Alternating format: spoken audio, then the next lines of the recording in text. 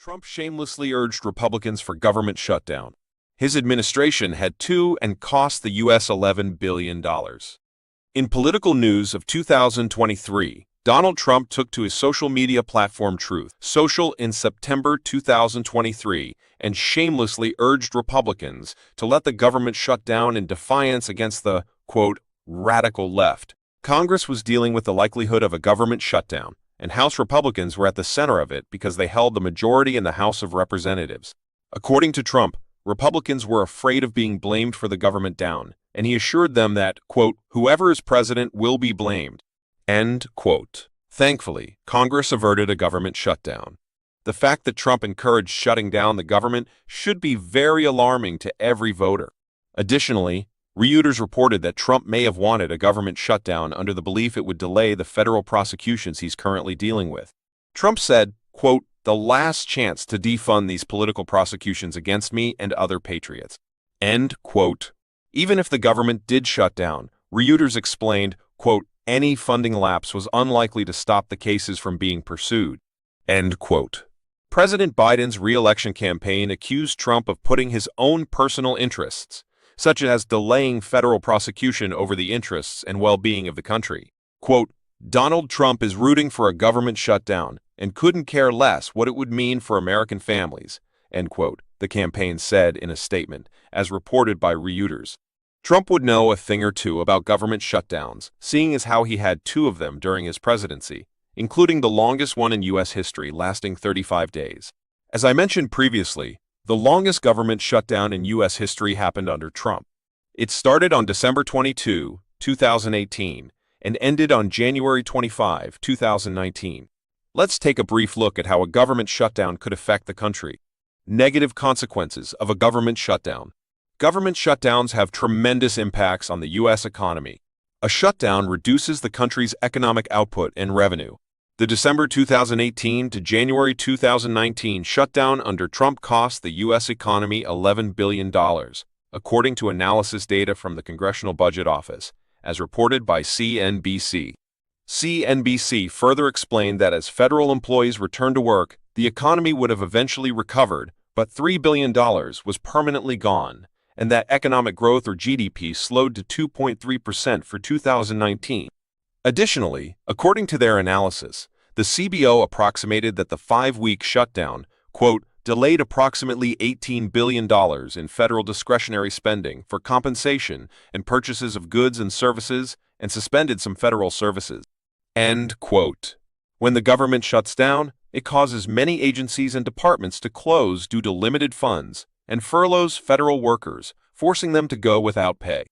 In the most recent government shutdown, from December 2018 to January 2019, under Donald Trump, roughly 380,000 federal workers were furloughed and about 420,000 were expected to work without being paid. Many businesses would suffer too during a government shutdown. Their day-to-day operations could be negatively affected. If they're applying for federal loans or grants, the application process would get stalled. For example, when the government shutdown of 2018-2019 occurred, roughly $2 billion in small business loans were delayed because the Small Business Administration, or SBA, couldn't process paperwork and payments, according to Moody Analytics as reported by the U.S. Congress Joint Economic Committee.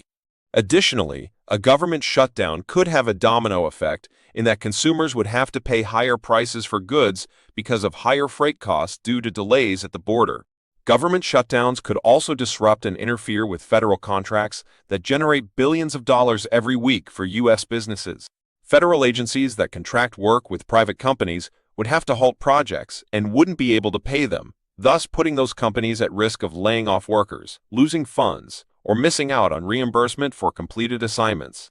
Additionally, according to references, including the organization Committee for a Responsible Budget Office, departments that handle Social Security and Medicare would either be closed or have limited hours, and benefits verifications would stop.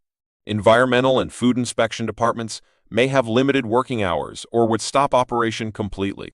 National parks may close or have limited hours, leading to millions in lost revenue, unkept facilities, and potential damage. Air travel could be impacted due to air traffic control and transportation security agents working without pay or some not showing up for work. There could be longer lines at security stops if security checkpoints are closed.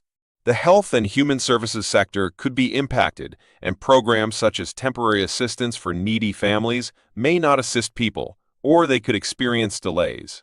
Recipients of the Supplemental Nutrition Assistance Program, or SNAP, could experience delays in receiving financial assistance for food. Also, the merchants who accept SNAP may not be able to accept them if they are unable to renew the EBT card licenses during a shutdown. The National Institute of Health would not be allowed to accept new patients or handle grant applications.